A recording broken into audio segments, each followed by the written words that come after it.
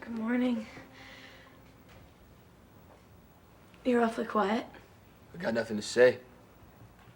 I guess you're all talked out from last night. I guess so. Ryder, there's something else I need to tell you. Last night, you told me that I had classy manners for a street kid. Well, eating with a spoon is nothing compared to what you taught me. What's that? You taught me how to say thank you again. Thank you, Ryder, for everything.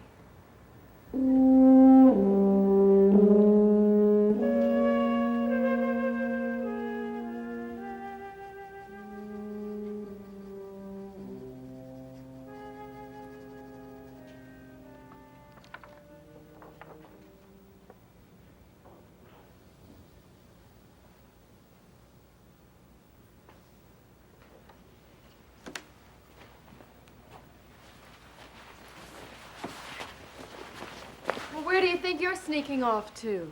Oh, beg your pardon, ma'am, but if I was sneaking, I'd be down on all fours crawling. I'm surprised you're not after what happened yesterday. Well, that was just a minor setback, but as you can see, it's a bright new day, and I'm feeling fit as a fiddle. That fiddle needs tuning. Then you can drop the disguise. I know how sick you are, and I refuse to play along with the denial.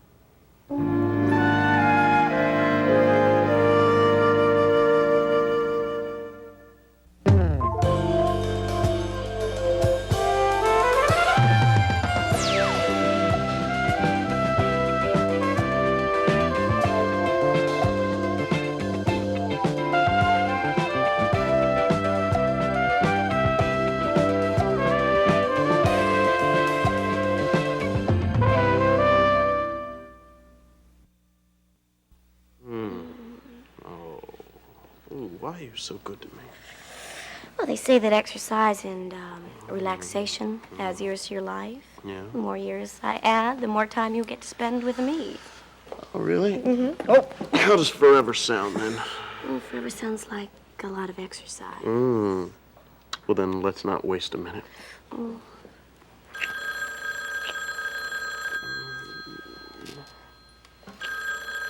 Hi, this is an answering machine for Wendy Carter. I'm not available to take your call, but please leave a message and I'll get back to you as soon as I can. Wait for the beep before you start talking. Wendy, it's Mother. I wish you were home. It doesn't feel right to say this to a machine, but I don't want you to hear the news from someone else. You don't think she's gonna fire me, do you? There's been a car crash, and Brett Hamilton is dead. I can't imagine how the poor boy's parents are going to take it. He was such a fine young man. Pick up the speaker. You know, and I think that I must feel to lose a child Hello? forever. I start to Mom, I'm sorry, I didn't pick up because I was in the shower. Did you hear what I just said about Brett? Yes. It's terrible. I don't know what to say. You said it was a car accident? Yes, it happens last night on the airport access road. How? It wasn't raining or anything. I don't understand. Well, I don't have all the details, but Susie and Cagney were at the crash site. You know, it's such a shame Susie had to witness it. She was so distraught last night, I didn't understand a word she said. What do you mean? She claims she found a videotape in a locker at the airport, and she insists she brought it to my office, put it on my VCR, and was treated to a porno film starring Brett Hamilton. And if that doesn't shock you, guess who else she says she saw on the film? Who? Warren Carter. It seems he had some sort of message for Brett's parents. Wendy, are you there? Yeah. Mom, I think the pressure has finally gotten to her. There's no other explanation. Well, I'm afraid I have to agree. I'm very worried about her.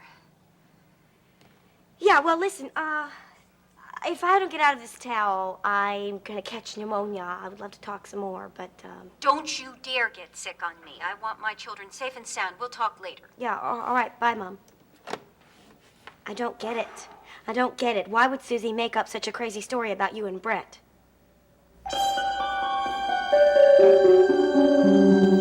I've never seen Susie so wound up. Well, do you blame her? All she has in her defense is her own word. She has every right to be frustrated. I'm sure glad she's got you to support her. She's got both of us. We're going to get her through this. I want to believe that with all my heart. But I'm not sure. She's not just frightened, Cagney. She's terrified. That kind of fear, right or wrong, could push her right over the edge. Well, Maybe that's what we're seeing, and we love her too much to admit it. I didn't see the doll or the envelope. But I know Susie saw that crib because I saw it myself. Did you see the tape? No, but I saw a key. And that went to a locker. I don't doubt the existence of the locker. It's what's inside. If you can't be certain of that, you know, blind loyalty could be harmful to her. Don't give up on her, Joe. She needs us. I'm not giving up. I just keep thinking there must be something else we can do. Like what? I don't know. Maybe if she saw a doctor, somebody who could help put her mind at rest, get some peace of mind.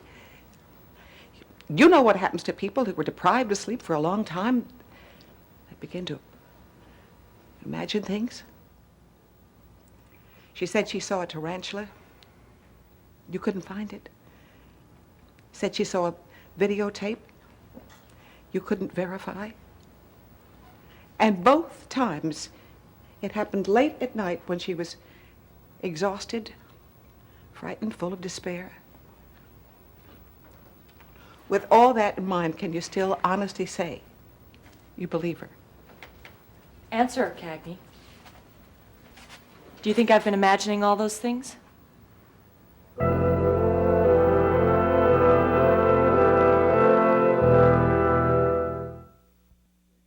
Rub the sleep from your eyes before you go thanking me. What do you mean? I didn't do anything, okay? Yes, you did. I was very upset last night and needed to talk to someone. And you were willing to listen. And you didn't make fun of me. If you listen to a person, you can sometimes hear what they mean. Even if they don't even say anything. It's kind of hard to do, though. Especially for me. I'm very stubborn.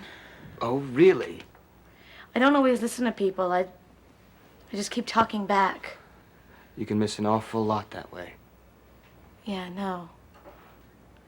There's someone who's been trying very hard to tell me something. But I haven't listened to him. I'm gonna give him that chance right now. Smitty. You coming back? Or do I get the next can of soup all to myself? Well, what is it? Chicken noodle? I like chicken noodle. Whatever.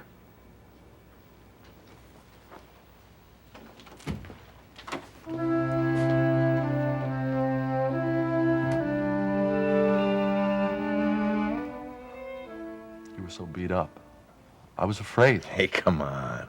It's me. Aren't you the one that compared me to a stone wall that you couldn't break through? We've come through some pretty rough times, haven't we? Yeah, we have. Tell me what's happening with the search. Kentucky and I saw two guys at a diner last night. We questioned them. We were going to follow them, but then he suffered some kind of relapse. I had to take him back to Liza's. Is he all right? Yeah, he'll be fine. He just needs some time to rest. I went back to the diner to talk to them, but they didn't show up, so I'm going to go back again tonight. Well, don't take Kentucky with you.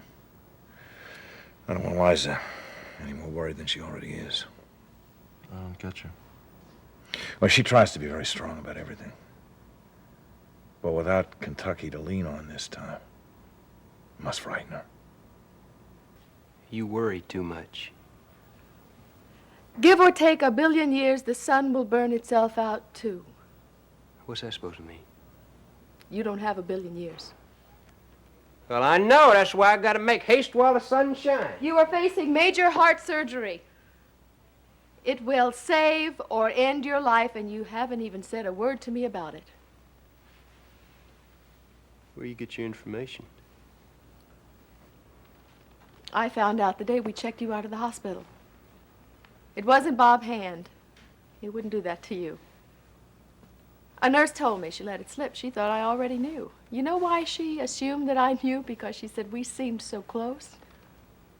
Looks can be deceiving, can't they, Colonel? I mean, here you are pretending to be fine, and I repeatedly see you go pale, grow short of breath, You lose sleep, and then you crash into naps.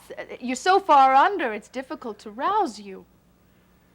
I told you I don't like women who pry. I thought we had an understanding here. Yes, we have an understanding. We both hate people who sit on horsehair sofas and mind their manners. In plain English, I refuse to stare straight ahead while you kill yourself. It's my life. Don't presume to know how I should live it. Don't presume. Well, unless everything you ever said to me is a lie, I think I know exactly how you want to live your life, and I think you said it best the night you taught me about the stars. I said we should be so grateful to be on Earth. You said there was no place else you'd rather be. Now, I presume that includes 6 feet under. I have to make my own decisions privately, in my own way, and in my own time. What is that? Is that honorable? Is that noble? Macho? Well, then what does that make me? Some sort of insignificant little weakling who can't stand up under the burden of truth? It's not your problem. Then why did you lead me to believe you were my friend? Friends know when to share and when to protect. Lies are not protection.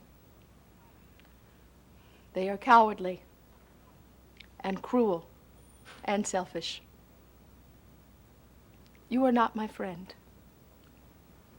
Don't say that. You want to know what friend is?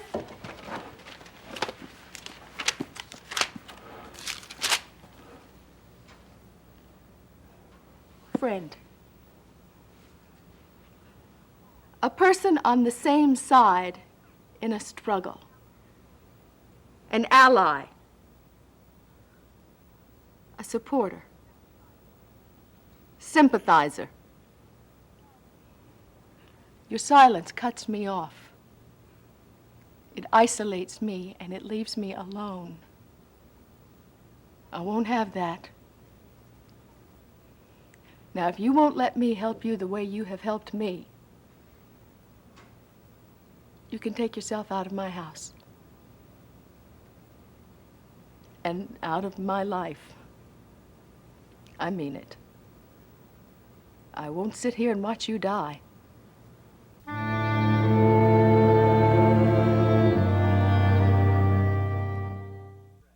Connecting me with Brett is an act of desperation. You said so yourself. She's losing it. She's grabbing at straws. But bringing you into it, that doesn't make any sense. Well, think about it. Look, Susie shoots Justine. She tries to pawn it off as part of a murder game.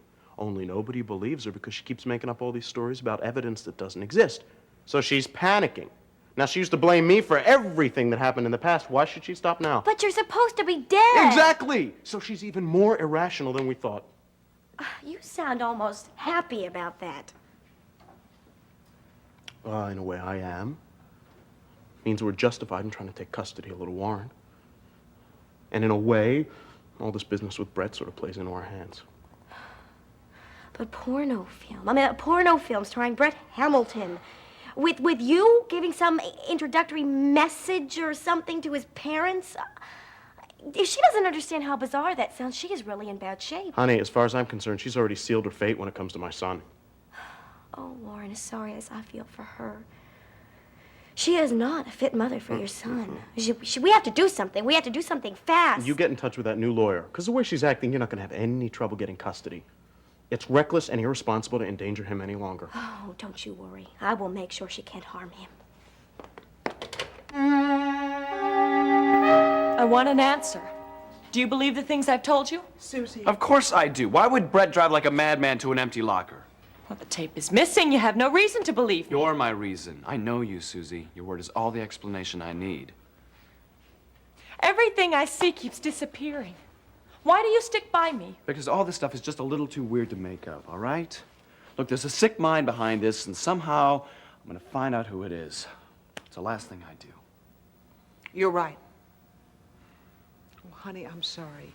I don't doubt you. I just got so scared when I saw you last night. Any doubt comes out of frustration, okay? I understand. Susie, what are you thinking about, honey? Remember when we were hiding in Brett's house and we overheard his phone conversation? Yeah, he kept saying boss. We thought he was talking about Stephanie. Right, and I thought it might be an accomplice. Now with that tape missing, doesn't that make sense? You know, I'm not going to leave you alone another minute. Joe, if it's all right, I'd like to start sleeping over here. Of course. Look, I have to go off to work now. Joe, could you stay with her till I get back? I won't let her out of my sight. Great. Look, we're going to get to the bottom of this. I mean, we have to. Because I want to marry you. And nothing and nobody is going to keep it from happening.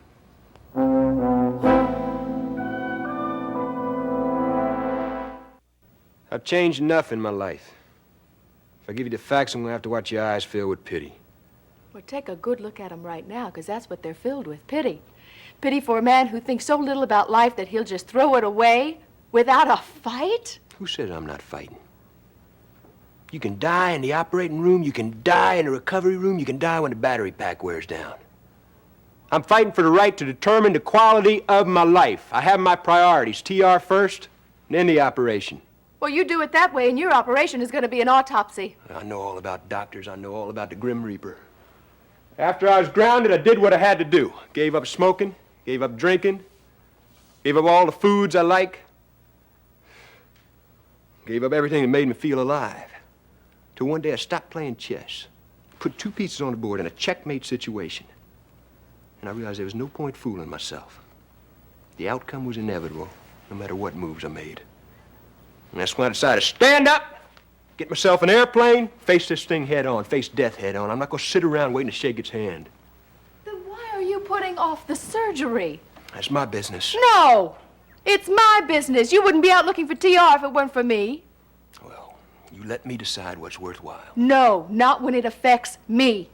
Now, you talk like you're in this thing all by yourself, alone. Well, that's not true. You forfeited that right when you came into my life and you gave me help and you gave me support. Something happened to us. You said it yourself. We're soulmates. We shared hopes and fears, and we faced death together. Together. We stared death square in the eyes, and we won, and we can do it again. No. I got to stand on my own 2 feet. Well, why? Now, what do you do if the world just drops out from underneath your feet? Don't you grab for anything you can? What did I do when TR ran away? I ran straight to your hospital bed, although you were still recovering. Now, what does that make me? Weak and selfish because I ran to you with my problems? Of course not. You needed me. Oh, I see, and it's not all right if you need me. Are you afraid? I'm not afraid. Then what is it? I don't want to be dependent. Sharing does not create dependency. Sharing means caring and understanding. Now, I thought we had that. Why are you rejecting it all of a sudden? You're asking me to make promises I can't keep. No. Include me. Lean on me. Take hold of my hand.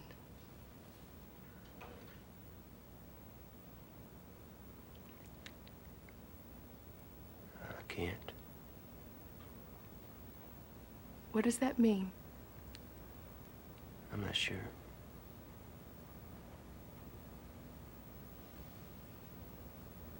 Then maybe you better go think about it.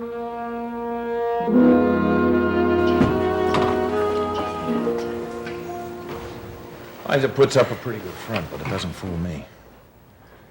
Maybe that's because I know how hard it is to be strong when all you really want to do is reach out, hold somebody's hand, and never let go. Dad, you're tired. No, We can talk no, about this is another too time. important.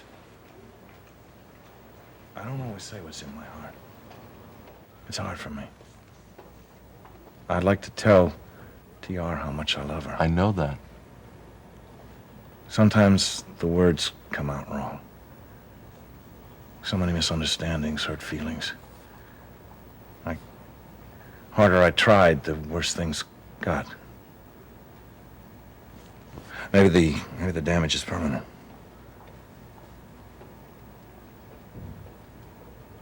Are you sure you're talking about TR? I said TR.